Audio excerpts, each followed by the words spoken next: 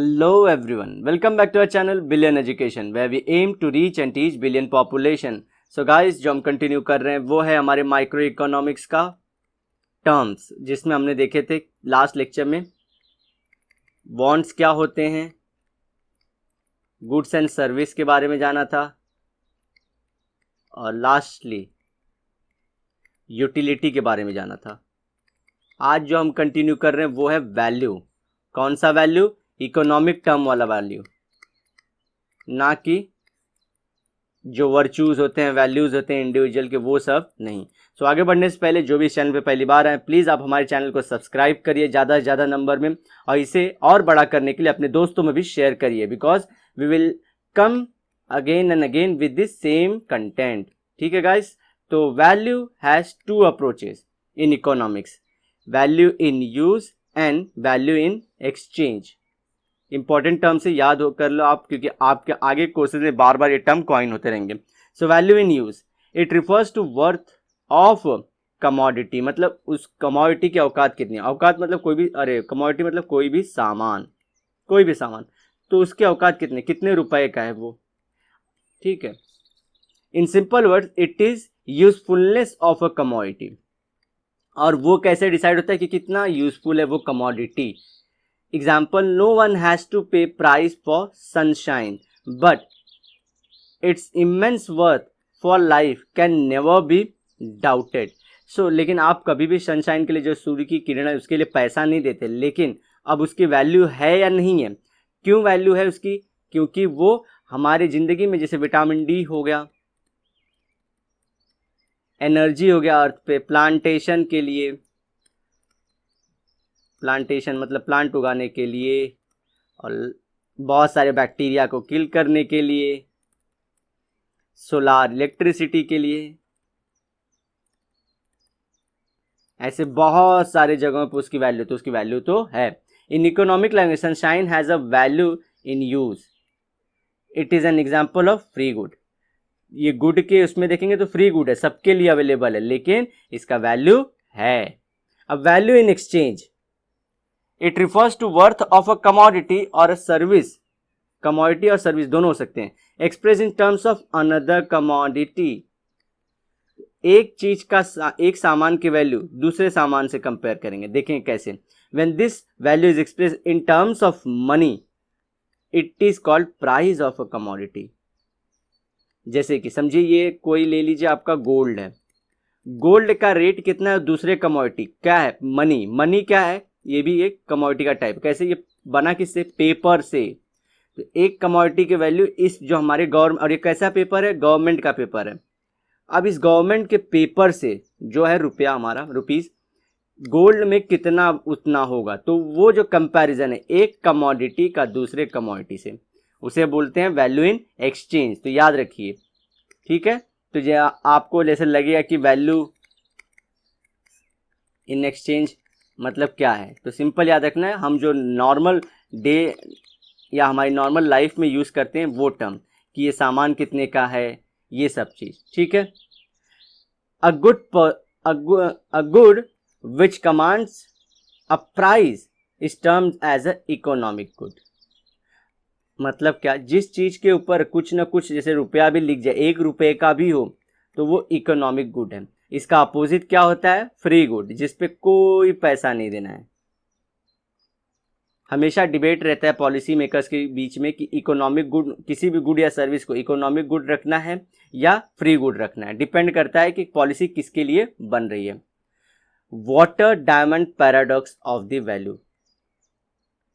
Paradox मतलब ये दोनों, ये हम थियरी पढ़ेंगे अब। ठीक है? Some commodities have a high value in use but low exchange value. Example, water, जिसके बिना जिंदगी अधूरी है, लेकिन उसकी वैल्यू इंडिया में, हम इंडिया के सेंस में बात कर रहे हैं, अदरवाइज जैसे कि अरब कंट्रीज है, वहाँ पे इसका रेट ज़्यादा है। Whereas some commodities have low value in use but high exchange value due to its scarcity. Example, diamond।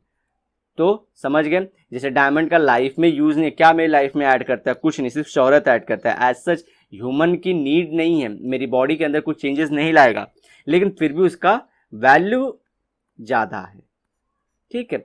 सो ये लो वैल्यू इन यूज़ है, मेरे लिए यूज़ कम है, लेकिन उसका डिमांड जो है और प्लस उसका प्राइस जो वैल्यू इन एक्सचेंज बहुत ज़्यादा है। तो दो चीज़ के ऊपर बात की है, एक second. So value in exchange और value in use. So water का वैल्यू इन, वाटर ले लेते हैं पहला, तो वाटर का value in use is very high but value in exchange is very less. 10 रुपये का आपको आधा लीटर मिल जाता है। वहीं पर डायमंड का वैल्यू इन एक्सचेंज आपको खरीदने जाओगे तो बहुत ज़्यादा लगेगा, वहीं पर वैल्यू इन यूज नहीं है। तो ये आप इस तरह से टेबल से भी इसे समझ सकते हैं, ईजी टू अंडरस्टैंड। नेक्स्ट जाते हैं आगे। ये देखिए वाटर डायमंड पैराडॉक्स। पैराडॉक्स मतलब क्या होता है कि ये हम लोग बोलते हैं ना कि ये कैसी लीला, वो सब काइंड ऑफ। अब वेल्थ, पांचवी इकोनॉमिक टर्म कर रहे हैं हम लोग, माइक्रो इकोनॉमिक्स की टर्म कर रहे हैं guys. Wealth refers to anything which has market value and can be exchanged for money. Wealth कुछ भी हो सकता है, एनीथिंग जिसके वजह से आपको पैसा मिले, कुछ भी। आपके पास तेल का कुआं है, that's a wealth for you. Gold है, आप उसे मार्केट में बेच सकते हो। हाउस है, मार्केट में फिर से कोई ना कोई खरीदार है। इवन आजकल जो सबसे बड़ा, इसमें भी अलग अलग जैसे कि बहुत सारे एक्सेप्शंस आते हैं, जैसे कि किडनी लोग बेच रहे हैं, लेकिन क्या इसे वेल्थ बोल सकते हैं? अभी जो ऑर्गन का हमारे इधर पूरा ट्रैफिक चालू है, ऑर्गन ट्रैफिकिंग बोलते हैं। ऐसे एक्सेप्शनल केसेस हर जगह होते हैं और आप कॉन्टिन्यूसली थिंकिंग रखनी पड़ती है। To be regarded as a wealth, a commodity must possess whatever following characteristics are, just such as utility होनी चाहिए, स्कार्सिटी होनी चाहिए, ट्रांसफरेबिलिटी होनी चाहिए और एक्सटर्नैलिटी होनी चाहिए। सो यूटिलिटी पहली point. A commodity must have the capacity to satisfy human wants, जैसे कि हमारी जो जरूरतें हैं उसे क्या कर पाना चाहिए, वो सामान क्या करना चाहिए, फुलफिल कर पाना चाहिए। मुझे वो सामान सेटिस्फाई करना चाहिए, खुश करना चाहिए मुझे, या मेरी जरूरत को पूरा करना चाहिए, जैसे फर्नीचर होगा, refrigerator. Scarcity, a commodity must be scarce in supply in relation to its demand if it is to be included in the term of wealth। मतलब क्या, ये जो अमाउंट है किसी भी चीज का, कितना भी अमाउंट है वो कम होना चाहिए और डिमांड से, ठीक है। तो इसकी डिमांड बनी रहेगी और क्योंकि इसका अमाउंट जो मार्केट में ये प्रेजेंट है, कितने अमाउंट में प्रेजेंट है वो कम है, तो ये याद रखना है। Example, all economic goods. What is economic goods? जिनकी कोई ना कोई रुपए में वैल्यू हो, 10 रुपए, 2 रुपए, 1 रुपए, 100 रुपए, लाख रुपए, करोड़ रुपए, कितने में, लेकिन पैसे में value, for which price is paid. Transferability, a commodity should be transferable from one person to person, another person, as well as place to place, if the good is a material or a tangible मतलब जिसे देख सकते हैं, intangible मतलब जिसे देख या touch नहीं कर सकते, then only it is possible to transfer it from place to place। vehicle, jewellery, ठीक है। ट्रांसफर मतलब एक जगह से दूसरे, एक इंसान से दूसरे इंसान को और एक जगह से दूसरी जगह तक। दो चीज याद रखना आंसर राइटिंग में, दोनों बात लिखना है। It should be transferable from one person to another and from one place to another. अब externality, a good can be transferred only if it is external to human body. आ गया जो kidney का एग्जाम्पल था, kidney हमारी internal है, तो मतलब ये वेल्थ नहीं है। अदरवाइज ये तीनों क्राइटेरिया किडनी सेटिस्फाई करता है। अगर कोई किडनी डोनेट कर रहा है 1 लाख 2 लाख रुपए पैसे के लिए, जी हाँ, ऐसा इंडिया में होता है। यूटिलिटी मतलब क्या, ह्यूमन की किसी, समझिए एक को चाहिए और दूसरा दे रहा है, तो इसकी नीड सेटिस्फाई हो रही है, इसकी भी सेटिस्फाई। दूसरी चीज स्कार्सिटी, किडनी इतना ज़्यादा मार्केट में है नहीं, कहीं है ही नहीं, तो इसको खरीदना पड़ रहा है। तीसरी चीज ट्रांसफर, देखिए पर्सन टू पर्सन हो गया, यूएस अमेरिका वाले बहुत मांगते हैं हमारे यहाँ से, तो उनको वो, तो तीनों चीज से फुलफिल कर रहा है, लेकिन इसकी एक्सटर्नैलिटी नहीं है। जो किडनी है उसकी एक्सटर्नलिटी नहीं है, तो वहां पे ये पॉइंट फेल हो जाता है। Do you know physical transferability, this is actual transfer of goods from one person to another and from one place to another like vehicle. National transferability क्या होती है? It is not possible to transfer the good physically but there can be only transfer of ownership right. Example land, बहुत important चीज है। आज जो मैं एक चीज बताऊंगा उसे ध्यान रखना। जब आप कोई जमीन खरीदते हैं, ये याद रखने, क्योंकि ये बहुत सारे लोगों को लगता है, समझिए ये कोई इंसान है, इसने जमीन ये पार्ट खरीदा है किसी और इंसान से, तो एक्चुअल में ये जो नया बंदा जिसने खरीदा है वो ओनर नहीं हो जाता, वो ट्रस्टी है। ट्रस्टी क्या होता है? वो चीज समझिए ये खजाना है, ये खजाना किसी और का है, आपको इसकी देखरेख करनी है, ठीक है। फिर आगे आप हटोगे तो कोई और इसे देखेगा, लेकिन ये आपका नहीं होता। इसी तरह ये लैंड जो है इसने भले खरीदा है लेकिन ये उसका नहीं, इसका जो ओनर है वो गवर्नमेंट ऑफ इंडिया है। जी हाँ, आप जो भी फ्लैट खरीदते हैं, जो भी लैंड खरीदते हैं,